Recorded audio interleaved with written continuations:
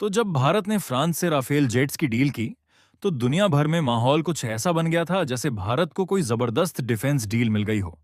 लेकिन अब हालात कुछ और कहानी कह रहे हैं। असल बात यह है कि फ्रांस ने राफेल के साथ भारत को उसका सोर्स कोड देने से मना कर दिया और यहीं से खेल पलटता नजर आ रहा है।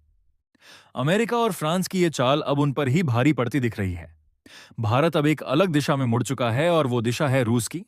दरअसल अमेरिका और फ्रांस की जो प्लानिंग थी भारत से भारी भरकम पैसा ऐंठने की, वो अब पूरी तरह से फेल होती नजर आ रही है। क्योंकि रूस भारत को अपने 5th generation fighter jet Sukhoi Su-57 को लेकर ऐसा ऑफर दे रहा है कि भारत अब राफेल को पीछे छोड़ सकता है। अगर ऐसा होता है तो अमेरिका और फ्रांस को अरबों डॉलर का नुकसान झेलना पड़ सकता है। फ्रांस के साथ जो राफेल की डील है वो अभी पूरी तरह से पक्की नहीं हुई है। भारत सरकार ने उस पर हस्ताक्षर जरूर किए हैं, लेकिन डिलीवरी 2030 से शुरू होनी है। यानी अभी भी बहुत कुछ बदला जा सकता है। कुछ वक्त पहले मलेशिया में एक एयर शो हुआ था जिसमें दुनिया की टॉप फाइटर जेट कंपनियां शामिल हुई थीं। इसी शो में रूस ने पहली बार अपने Su-57 फाइटर जेट को पब्लिक के सामने उड़ाया और जबरदस्त प्रदर्शन किया। टेक्नोलॉजी और स्पीड ने सबका ध्यान खींचा। इसके बाद रूस की तरफ से साफ संकेत दिए गए कि वो इस फाइटर जेट को भारत जैसे देशों को देने के लिए तैयार है। रूसी मीडिया ने भी खुलकर कहा कि Su-57 भारत के लिए एकदम फिट है, टेक्नोलॉजी, परफॉर्मेंस और कीमत तीनों के लिहाज से। उन्होंने भारत और रूस के पुराने रिश्तों की भी मिसाल दी, जैसे S-400 मिसाइल सिस्टम जो पहले ही भारत की डिफेंस को मजबूत कर चुका है। रूस का साफ कहना है कि अगर भारत Su-57 लेता है तो वो उसे पूरा टेक्निकल एक्सेस देगा।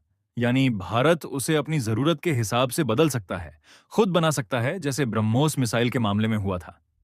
इससे भारत की आत्मनिर्भर डिफेंस पॉलिसी को भी मजबूती मिलेगी। इसी बीच एक और मुद्दा सामने आया, ऑपरेशन सिंदूर। इससे भारत को यह समझ में आया कि अमेरिका और डोनाल्ड ट्रंप जैसे नेता अपने फायदों के लिए किसी के नहीं होते। ट्रंप को एक व्यापारी कहा गया जिनकी नजर सिर्फ प्रॉफिट पर होती है, पार्टनरशिप पर नहीं। इस सोच ने भारत को आत्मनिर्भरता की ओर और तेजी से बढ़ाया। अब अगर बात करें राफेल की, तो वो जेट अच्छा जरूर है, लेकिन उसका असली पावर तभी है जब भारत को उसका पूरा कंट्रोल मिले, खासतौर से सोर्स कोड। सोर्स कोड के बिना भारत उसमें अपनी मिसाइल या सिस्टम नहीं लगा सकता जब तक कि फ्रांस की मंजूरी न ले। अब सोचो, अगर भारत के पास खुद की सस्ती और कारगर मिसाइल है, लेकिन उसे मजबूरी में फ्रांस या अमेरिका से महंगी मिसाइल खरीदनी पड़े, तो फायदा किसका हुआ? यही अमेरिका और फ्रांस की गेम है, टेक्नोलॉजी के नाम पर कंट्रोल। और इसी वजह से भारत अब रूस की तरफ देख रहा है, जो बिना किसी शर्त के सब कुछ भारत के साथ शेयर करने को तैयार है। रूसी मीडिया ने भी दावा किया है कि भारत की एक टीम Cu-57 की संभावनाएं देखने के लिए रूस रवाना हो चुकी है और बहुत जल्द भारत 26 से 27 U-57 फाइटर जेट्स खरीद सकता है। ट्विटर और सोशल मीडिया पर इस खबर को लेकर अलग-अलग रिएक्शन आने लगे हैं। कुछ लोग अमेरिका के F-35 की बात कर रहे हैं, तो कुछ Su-77 के सपोर्ट में खड़े हैं। जाहिर है भारत अब उस दौर से निकल चुका है जहां उसे कोई अपनी शर्तों पर डील थमा देता था। अब भारत अपनी मर्जी से, अपने फायदे के हिसाब से फैसले ले रहा है और यही असली बदलाव है। अभी तक भारत सरकार या वायुसेना की ओर से Su-55 को लेकर कोई आधिकारिक पुष्टि नहीं की गई है। लेकिन जैसा अक्सर होता है, जहां धुआं होता है वहां चिंगारी भी होती है। भारत और रूस के रिश्ते कोई आज के नहीं हैं, ये सालों पुराने हैं। जब रूस यूक्रेन युद्ध के चलते दुनिया के कई देश उससे दूरी बना रहे थे, भारत ने तब भी रूस का साथ नहीं छोड़ा। उस वक्त भारत ने प्रतिबंधों की परवाह किए बिना रूस से सस्ते दामों पर कच्चा तेल खरीदा। आंकड़ों की माने तो उस समय भारत की कुल जरूरत का करीब 42% तेल रूस से लिया गया और ये दिखाता है कि दोनों देशों के बीच भरोसा कितना गहरा है। अब जब भारत Su-77 पर विचार कर रहा है, अमेरिका को यह बात हजम नहीं हो रही। अमेरिका चाहता था कि भारत उसके F-51 फाइटर जेट खरीदे, लेकिन भारत की रूस की तरफ झुकाव से वह नाराज है। इसी वजह से उसने CATA से कानून की धमकी दी है, जो उन देशों को सजा देता है जो रूस जैसे देशों से हथियार खरीदते हैं। हालांकि S-400 के वक्त अमेरिका चुप रहा, क्योंकि वो भारत जैसे बड़े बाजार से टकराव नहीं चाहता था। इस बीच राफेल की बात करें तो भारत के पास अभी 36 राफेल जेट हैं। हाल ही में एक और डील हुई है जिसमें फ्रांस भारत को 26 मरीन वर्जन राफेल देगा, जो नौसेना के लिए होंगे। इनकी डिलीवरी 2030 तक की जाएगी।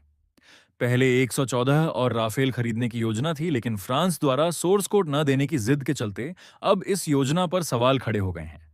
जैसा माहौल बन रहा है उससे इतना जरूर साफ है कि भारत SU-57 में दिलचस्पी दिखा रहा है। लेकिन भारत कोई जल्दबाजी में फैसला लेने वाला देश नहीं है। वो अपनी नीति में संतुलन बनाए रखना चाहता है। एक तरफ रूस से पुराना भरोसा और तकनीकी आजादी का ऑफर है, तो दूसरी तरफ अमेरिका और फ्रांस जैसे देशों की शर्तें हैं जिनमें कंट्रोल ज्यादा है और फ्रीडम कम। अगर रूस भारत को SU-57 की तकनीक और निर्माण की आजादी देता है, तो ये भारत की डिफेंस इंडस्ट्री के लिए बहुत बड़ा कदम हो सकता है।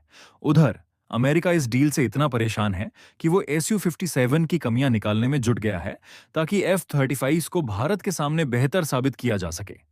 लेकिन अमेरिका शायद भूल रहा है कि भारत अब कोई नौसिखिया खिलाड़ी नहीं है। हर चीज को ध्यान से परख कर ही आगे बढ़ता है। अब जहां तक तुलना की बात है तो SU-57 और F-22 दोनों में अपने अपने पॉइंट्स हैं। SU-57 की कीमत लगभग $33 मिलियन है, जबकि एक F-35 की कीमत करीब $109 मिलियन तक जाती है। यानी एक F-35 की कीमत में भारत 3 SU-57 ले सकता है। पावर की बात करें तो F-13 का इंजन 43,000 IBF थ्रस्ट देता है, जबकि SU-57 थोड़ा कम, करीब 33,000 IBF। लेकिन असली खेल सिर्फ पावर का नहीं होता। SU-57 की टॉप स्पीड 2,135 किलोमीटर प्रति घंटा है, जबकि F-35 की 1,976 किलोमीटर प्रति घंटा। SU-57 ज्यादा ऊंचाई 66,000 फीट तक उड़ सकता है और उसकी पेड़ कैपेसिटी लगभग 35,000 किलो है। वहीं F-35 की ये क्षमता 3,000 किलो से भी कम है। SU-57 एक बार में करीब 3,500 किलोमीटर की दूरी तय कर सकता है, जबकि F-33 महज 2,800 किलोमीटर। तो अगर देखा जाए, SU-57 सिर्फ सस्ता ही नहीं है, बल्कि मिशन की डिलीवरी और क्षमता में भी कहीं ना कहीं F-33 से आगे है। हाँ, F-35 के अपने फायदे हैं, स्टील्थ टेक्नोलॉजी, नेटवर्किंग पावर, लेकिन भारत के लिए प्राथमिकता ये है कि उसे आजादी मिले और अपने संसाधनों से अपनी जरूरतें पूरी कर सके। अब ये आप पर है। क्या आपको लगता है कि भारत को SU-57 लेना चाहिए, जिससे वो तकनीकी रूप से आत्मनिर्भर बन सके? या फिर अपनी नीति में संतुलन बनाए रखते हुए बिना सोर्स कोड वाले राफेल या F-35 जैसे जेट्स खरीदने चाहिए? अपने विचार जरूर बताइए, क्योंकि हर राय मायने रखती है। और अगर आपको ये जानकारी काम की लगी हो, तो इसे शेयर करें ताकि औरों को भी पता चले कि भारत अपने डिफेंस में अब पहले जैसा नहीं रहा, अब सोच समझकर पूरी आजादी के साथ आगे बढ़ रहा है।